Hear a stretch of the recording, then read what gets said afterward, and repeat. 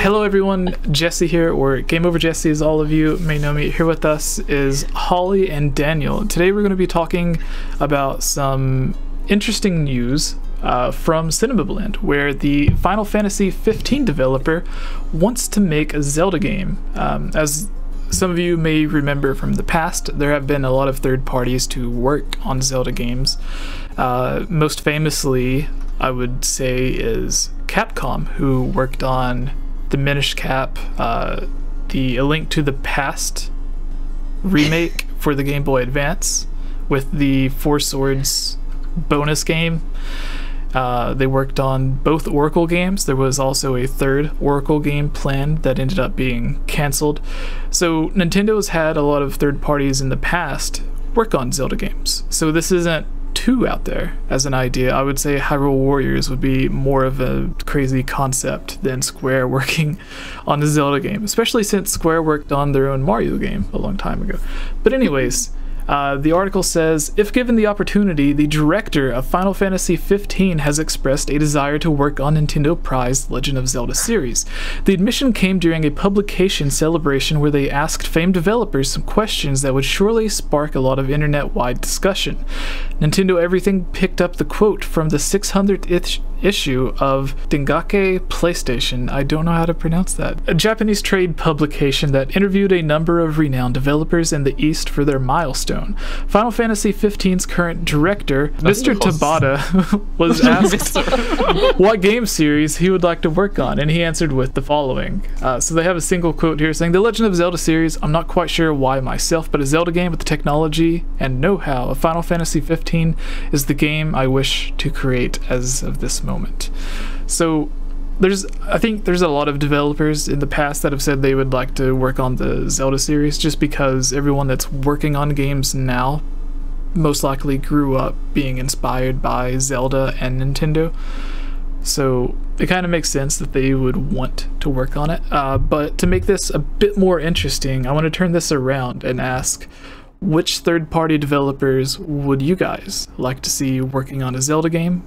For me, this is almost perfect because mine would be the Final Fantasy development team, teaming up with another Square published team, which is the team that makes the Tomb Raider games, because there's a lot of dungeon-like areas in the Tomb Raider series with similar puzzles. It's a lot more graphic and violent than the Zelda series. Like if you fail a dungeon in Zelda, like she doesn't get spikes through her chest with like a really awful looking face where she's bleeding out. But you get stuff like that in the Tomb Raider games, and then I would just like a mix of that style to where it's like a really realistic, detailed world, but then you have like the Final Fantasy art style, which is really detailed, realistic anime art style. So if they could make a Zelda game in that art style with some of the puzzles and open worldness of like Final Fantasy 15 mixed with Tomb Raider, that would be my idea Zelda game. So I would really like to see that. But what about you guys? Starting with you, Holly. I don't know. Besides Square, because I really like Square Enix. Not only am I a huge Zelda fan, but I do really love Final Fantasy as a series. It's something that I grew up on and really do love. Although, like, I'm a little bit afraid of like them, you know, doing what they did with 15 and releasing a non-finished game and bringing out a ridiculous amount of DLC afterwards and like piecing a story together. Not to mention Square is kind of notorious for delaying things a lot, so I feel like, yeah, it's funny because he said, oh, 15 with after having done 15, so that's like almost exactly his comparison on the other side of things. Yeah, it's just weird. So my pick would be Square of all companies, because I do love them, but you know, at the same time they don't have the greatest track record, you know. So I don't know who else. I don't know, like Ubisoft or something. Who would make a good Zelda game? Yeah, Ubisoft, they've mentioned that like some of the Assassin's Creed puzzles and stuff was inspired by Zelda. So Yeah. And or was it number 4? The one with the pirates yeah, was like Yeah. completely inspired by Wind Waker, says the developers. Ah, that's dope. I was like, yeah, that's neat. So like, you got boat. Now you have a game with boat. Wind Yeah. Waker. So half of that game was just like sailing around. I think they went too far into the ship combat on that game, because I felt like most of the game was just you in a ship shooting cannons and stuff, which is fun in Wind Waker because you only do it for like 2 minutes, but in that game it's like you were there for an hour, and then there weren't any like giant squids that you had to kill or anything like that, so it was just other ships and boring. Yeah. So. Ubisoft is good too because they're Canadian and they're good people. Yeah. Yes. But Ubisoft has really hit some good games out of the park on Switch, like Mario Rabbids they're not Zelda games, but Mario Rabbids and Starlink are some of my favorite Switch games. Yeah, so they've done, they're kind of already in the field of collabing with Nintendo and stuff, so. But where's our Zelda plus Rabbids? Oh jeez, that. No, I don't want that to happen. But Instead it fits of Mario, but I was gonna say, instead of like moblins or something, it's just like a bunch of crazy rabbids. And then like instead of rabid Donkey Kong, it's rabid Beast Ganon. Oh no. It's just like flailing around. But Mario's goofy, so it worked. But exactly, yeah, it does work. It does definitely work. So. But that's so horrible. Yes. Okay, what about Capcom? They've already made a handful of Zelda games, but I really like the Capcom Zelda games. And they even had a prototype Wind Waker, 2D Wind Waker idea, didn't they? Was that Capcom? Jesse, we did a podcast about that. It was like a year ago, but I don't remember who. I think it was Capcom. They got shot down by Nintendo. Oh yeah, like a 2D Wind Waker adaptation, and Nintendo's like, no, yeah, cannot go make Minish Cap.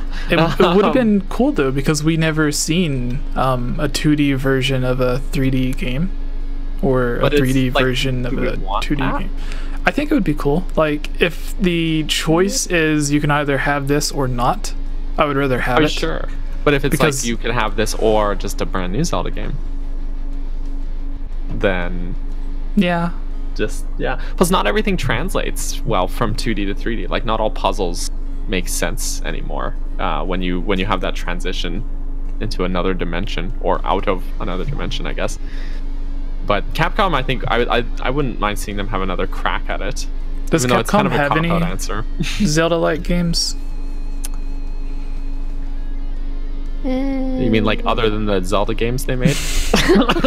yeah. Like, do they have any of their own original? I don't know. Because like they have tons of like fighting games and stuff. Oh, but yeah. I can't think of anything that's like. But like side scrollers and stuff. Make it Mians, but yeah.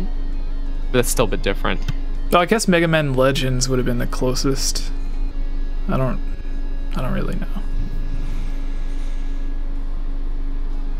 No idea. Yeah. If a company created a Zelda game, what style would you guys like it in? Something that's very similar to what those companies already produce, or something like totally different, like a side scroller, or like if Capcom did like a side scroller, or Square Enix did like an Octopath Traveler type old school, that would be awesome. 16-bit but gorgeous, like on like Unreal 4 engine. You know what I mean? Like, what type?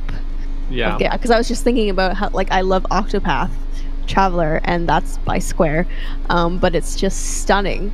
And or would you like a Square Enix game where it's like 15, like Final Fantasy 15? Like, what type of style?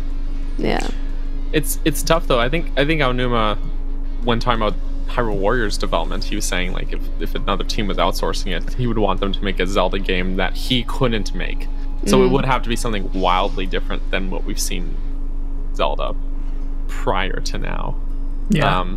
So yeah, I think we're the Octopath Traveler would have been a good idea then, because that's a very unique art style that we hadn't seen before. And if if any game comes out in the next year or two that looks remotely similar to that, then it's going to be obvious that they just copied the look from Octopath Traveler. But having a game like that would look cool. The new graphics and the art style of Kingdom Hearts 3 that's releasing here in like a few weeks, like a Zelda game that looks like that would be really cool, especially if they did something to where like in A Link to the Past or Twilight Princess, when you went to the different world, Link would change into a different creature. Like he would change to Wolf Link if you went to the Twilight Realm, or he would turn into like the rabbit thing if you went to the Dark World, unless you had the mirror or whatever. Or no, I think you could use the mirror to... Yeah, the mirror is what you could transform. Yeah. Yes. So if they had something like that, but Kingdom Hearts inspired, to where maybe like when you go through one dungeon you have to switch back and forth between like two different things, to where kind of like Majora's Mask. Yeah, kind of. So kind of like Majora's Mask, but the art style itself also changes to where, like in Kingdom Hearts, when he goes to like the Toy Story world, like he looks like wooden and a toy or whatever, and then when he goes to like Halloween Town, he looks like a monster. So something like is that. This like a strictly aesthetic change though in the talks of our hypothetical Zelda game, or? Yeah, I guess it would be aesthetic, because like the art style itself and everything. So like it's not like like a Link Between Worlds, but in every dungeon something's different, like an art style. Yeah, very unique to that area. Yeah, I think something like that would be a really cool idea from them. Yes. Yeah. Do you guys have anything else? Yes.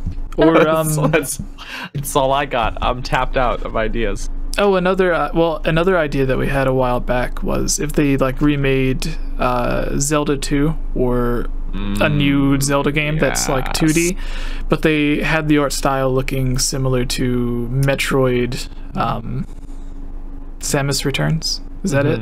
Yeah. Yeah, just give it that whole overhaul treatment. Yeah. I guess we can move on to the next thing now. Oh, sure. Alright. So, if you can send the link to Holly, or if she has... the what? It's the one that's like the 5 crazy Zelda theories. Oh, I got it. Yeah. Ask it. So, see, I don't have it. Okay, it's in so you got this backwards, Jesse. No, I assumed you were on top of things. I found it. So I'm never on top of things. This list has 25 things, due to time restraints and not wanting to be here for 3 hours, we're just going to go through 5 of these. Yeah, so if you look at this, I actually picked this list. So in case you don't know, Holly, I don't know if you've been on a video where we've done something like this, but you were on I know you were on a few videos to where we discussed our favorite Zelda theories, or the ones that we hated the most, stuff like that. Well, people liked those videos so much that they were like, well, instead of you coming up with your own, what if you guys just discussed this list of theories and gave your thoughts on it? People like seeing me cry, so they just yeah. So then there's different people that would send in different lists and stuff, and ironically the gamer has been on a lot of these, because it seems like they just go and pick out things from other like top 10 lists from websites and just like copy and paste. Because there was one to where like they kept on, like some of the articles had like the spelling of Gerudo completely wrong, but then in the article, or like the section underneath it, like number 10 would have it completely misspelled every single time that it was used, but then number 9 had everything correct. And then like you would go down to 7 and it would be misspelled again, as if like different people had written them and someone just like copied and pasted them all into a single article. Oh, okay, I see. Yeah. Huh. Okay. So oh boy. With this, I picked it because it is their newest one that was just published a couple of days ago on the 17th, and the title is 25 Legend of Zelda fan theories, and then in parentheses, we can't believe are true. So Okay. it gives you the idea that these theories are true, but they're so crazy that they can't believe that they're true. Right, But if you okay. go through, some of these are just completely ridiculous. Like some of them kind of make sense, that could fit in the games, but they haven't been confirmed, and then there are others that are just completely ridiculous. So we're just going to go through, pick 5. Since there are 3 of us, you guys are going to pick 2. So just like scroll through the article while I do the intro and like pick the 2 that you want to talk about, and then you just read off the title and then the 1 paragraph underneath the title, and then we give our thoughts on it. Okay, cool. I don't know if I want to talk about any of these, Jesse. Yeah. Alright. Well, Hey everyone, it's me again, Elia Rose. I just wanted to say thank you so much for watching this video. And you know what? If you're a fan of videos like this, you should totally subscribe and give this video a like and comment below to let us know what type of videos you would like to see us create in the future. And if you would really like to support all of us here at the GameOverJesse channel, please consider purchasing a GameOverJesse t-shirt or becoming a Patreon at patreon.com/GameOverJesse, where you can receive many rewards, such as getting shoutouts, having any topic or theory that you select discussed on the podcast or made into its own video, having your question answered, joining on as a guest on the podcast, and playing with us during our Twitch live streams at twitch.tv/GameOverJesse, and much, much more.